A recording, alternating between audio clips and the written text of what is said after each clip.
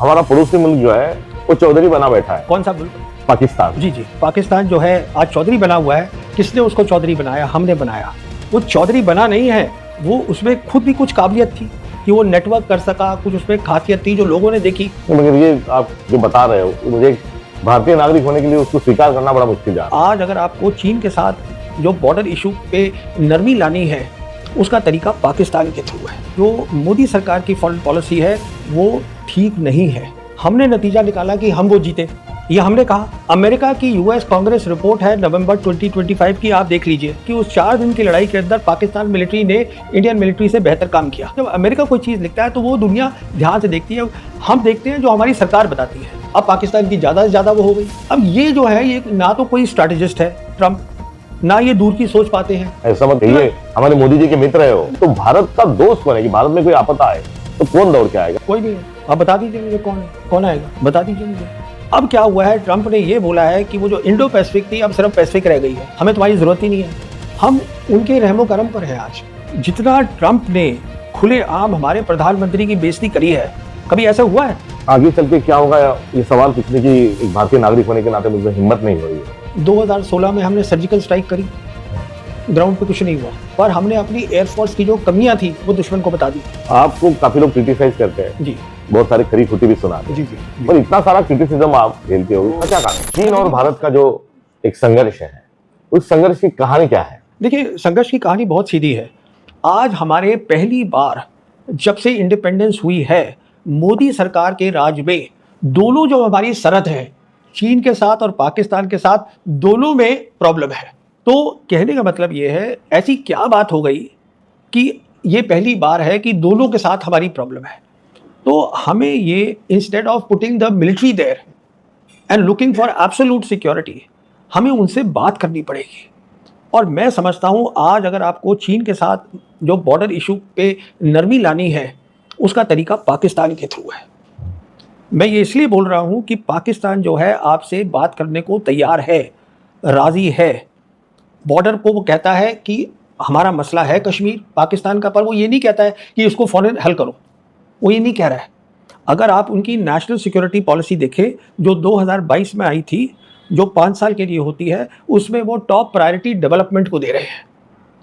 तो कहने का मतलब ये है कि हमारी सरकार, मगर हम उन पे कैसे भरोसा रखें? हाँ, वही पुलवामा में करते हैं, पहलगाम में होते रहता है। देखिए, वही मैं आपसे कह रहा हूँ ना कि देखिए ऐसा है कि हम दोनों जो मुल्क हैं, वो कहते हैं, हम कहते हैं ये आतंकवाद यहाँ करते हैं, वो कहते हैं आप आतंकवाद वहाँ करते हो। तो हम तो दोनों एक दूसरे को ब्लेम कर सकते हैं, पर रास्ता हमें निकालना है आगे का, पीछे थोड़ा जाना है हमको।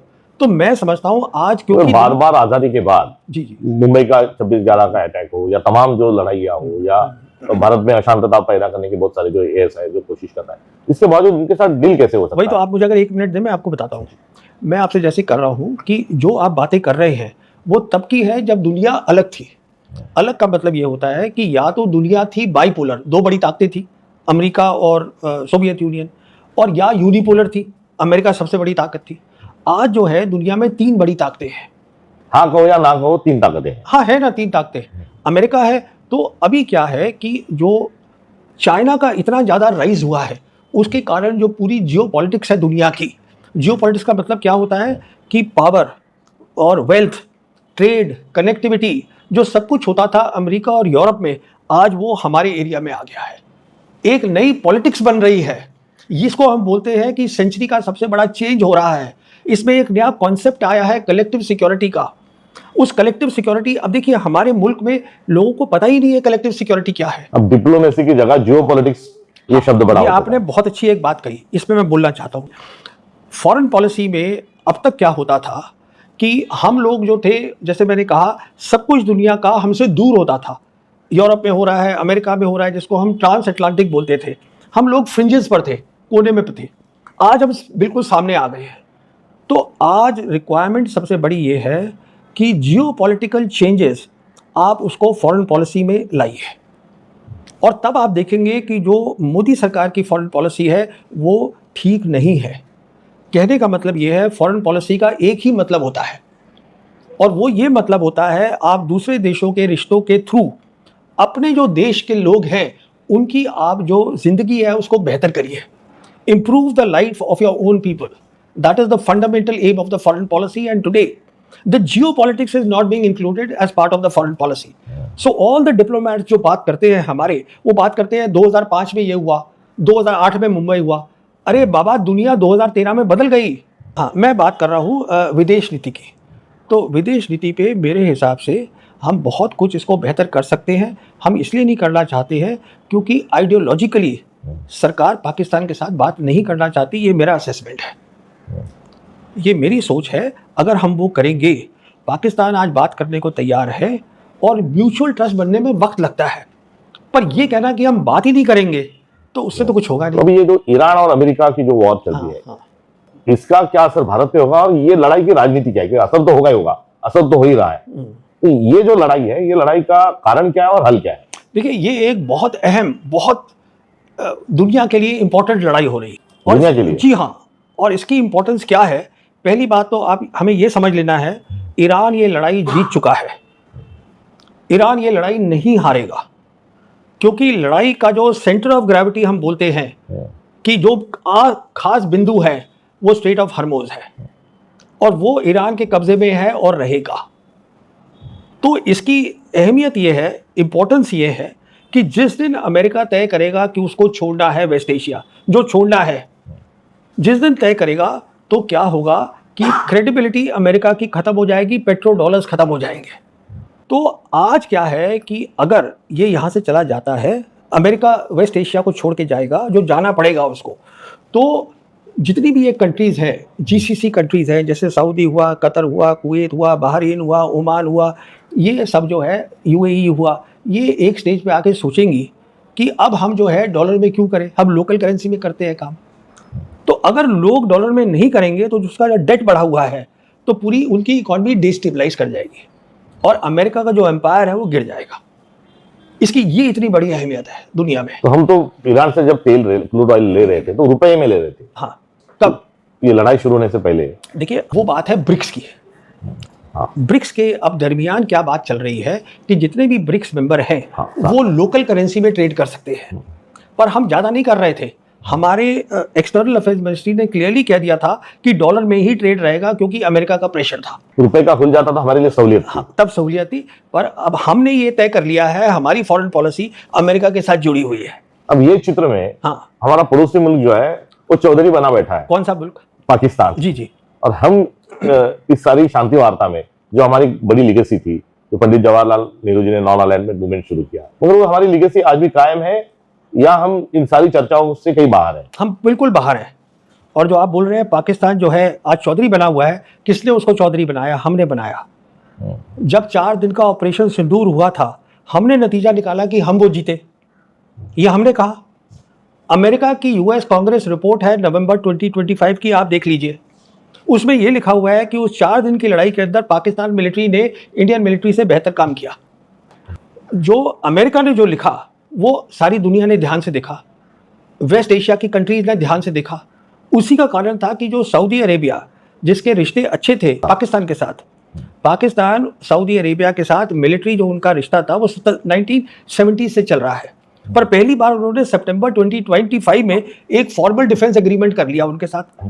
वो इसलिए क्या, ये देखकर ऑपरेशन सिंदूर और जो अमेरिकन ने लिखा, ये देखिए ना आप, जो अमेरिकन ने लिखा, कि जब अमेरिका कोई चीज़ लिखता है तो वो दुनिया ध्यान से देखती है, हम देखते हैं जो हमारी सरकार बताती है। तो उसके कारण जो था उनको बाहर रास्ता खुल गया। उसके बाद क्या हुआ कि ये लड़ाई शुरू हो गई वेस्ट एशिया की। अब जो है, जो पाकिस्तान है, एक तो ये हो गया था कि कांग्रेस की रिपोर्ट आ गई थी, ऊपर से पाकिस्तान जो है मुस्लिम कंट्री है, पाकिस्तान इकलौता मुस्लिम कंट्री है जिसके पास न्यूक्लियर वेपन्स है। तो फिर अब पाकिस्तान की ज़्यादा से ज़्यादा वो हो गई कि हमको आपकी ज़रूरत है। आज जो मैं आपसे कह रहा हूँ, मल्टीपोलर वर्ल्ड है, मतलब 3 बड़ी ताकतें हैं। पाकिस्तान इकलौता मुल्क है जिसके तीनों बड़ी ताकतों से रिश्ते अच्छे हैं। हमें इन बातों को सोचना है। वो चौधरी बना नहीं है, वो उसमें खुद भी कुछ काबिलियत थी कि वो नेटवर्क कर सका, कुछ उसमें खासियत थी जो लोगों ने देखी, और कुछ हमने भी ऑपरेशन सिंदूर में कंट्रीब्यूट किया। ये सच्चाई है। मगर ये आप जो बता रहे हो, मुझे एक भारतीय नागरिक होने के लिए उसको स्वीकार करना बड़ा मुश्किल जा रहा है। नहीं, देखिए, मैं आपसे ये कह रहा हूँ, बात स्वीकार की नहीं है। अगर जब तक हम सच्चाई को नहीं देखेंगे, मिसाल के तौर पे सच्चाई ये है कि आज चीन बड़ी ताकत है, हम चीन के मुकाबले में नहीं है। हम कैसे तरक्की करेंगे? अच्छा, ये इजराइल जो है, हाँ, ये भी एक, ये सारी लड़ाई का और अशांतता का एक कहीं ना कहीं वजह बना है, तो उनकी ये सारी जियो पॉलिटिक्स में उनकी क्या नीति, क्या है, उनकी क्या अहमियत है?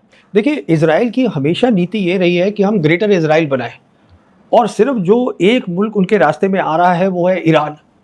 तो वो हमेशा यही देखते थे कि ईरान को किसी तरीके से हम ख़त्म करें, इसलिए उन्होंने उसमें ट्रंप को ले आए, ट्रंप को वर्गला दिया, बेवकूफ़ बनाया नेतन्याहू ने ये कहकर कि अगर हम टॉप लीडरशिप को ख़त्म कर देंगे ईरान की, जो कि 28 फरवरी को किया इन्होंने, दोनों ने मिलके किया, जब इन्होंने अग्रेशन करी, अटैक करी ईरान के ऊपर, तो उनको ये बताया कि जब ये टॉप लीडरशिप ख़त्म हो जाएगी, वैसे ही वहाँ पे बहुत अशांति है, क्योंकि वहाँ पर कई सैंक्शंस लगे हुए हैं, लोग खुश नहीं हैं सरकार से, तो जो आपने वेनेजुएला में किया था मुडोरो के साथ, वो आप यहाँ भी कर सकते हैं, तो फिर ईरान का भी तेल आपका हो जाएगा। अब ये जो है, ये ना तो कोई स्ट्रैटेजिस्ट है ट्रंप, ना ये दूर की सोच पाते हैं, ये देख रहे थे कि कहाँ मुझे डील बन जाए। ऐसा मत कहिए, हमारे मोदी जी के मित्र है वो। अब देखिए वो दूसरी बात है, अब ये आपने दो बातें जोड़ दी। मैं सिर्फ इतनी बात कहना चाहूँगा कि जहाँ तक ट्रंप का ताल्लुक है, उन्होंने बहुत बड़ी गलती करी इस लड़ाई में शामिल होके, क्योंकि नेतन्याहू का जो मकसद है वो बहुत ही अलग था। विश्व में पूरा बादल मंडरा रहे, अशांति के, युद्ध चल रहा है, तो भारत का दोस्त कौन है? कि भारत में कोई आपदा आए तो कौन दौड़ के आएगा, या भारत का जो तरक्की के लिए किसका हाथ पकड़ के दोनों देश चल सकते हैं, ऐसे कौन कौन दोस्त है? कोई नहीं है। आप बता दीजिए मुझे कौन है, कौन आएगा, बता दीजिए मुझे। ये जो जेडी वैंस हैं वाइस प्रेसिडेंट अमेरिका के, उन्होंने गुस्से में आके इजराइल के लिए कहा था कि आज इजराइल का कोई दोस्त नहीं है हमें छोड़ के, अमेरिका को छोड़ के। वो भूल गए कि उनका इजराइल का सबसे बड़ा दोस्त इंडिया है। वो नेतन्याहू ने याद दिला दिया कि हमारा सबसे बड़ा दोस्त इंडिया है। मैं वही तो आपसे कह रहा हूँ ना, हमारी फॉरेन पॉलिसी देखिए, आज हमारे पास विश्व में दो ऐसी बड़ी ताकतें हैं जो हमारी नेबर हैं, पर हमने अपनी जो फॉरेन पॉलिसी है तीसरी ताकत के साथ जोड़ी है, जो डिक्लाइनिंग पावर है और जो 12,000 किलोमीटर दूर है। अच्छा, ये तो एक जो बड़े शक्ति वाले लोग हैं उनकी, हमारे जो पड़ोसी हैं जिसमें श्रीलंका, बांग्लादेश, नेपाल, इनके साथ भारत के कैसे रिश्ते हैं? 2014 में हिंदुस्तान ने सार्क छोड़ दिया था।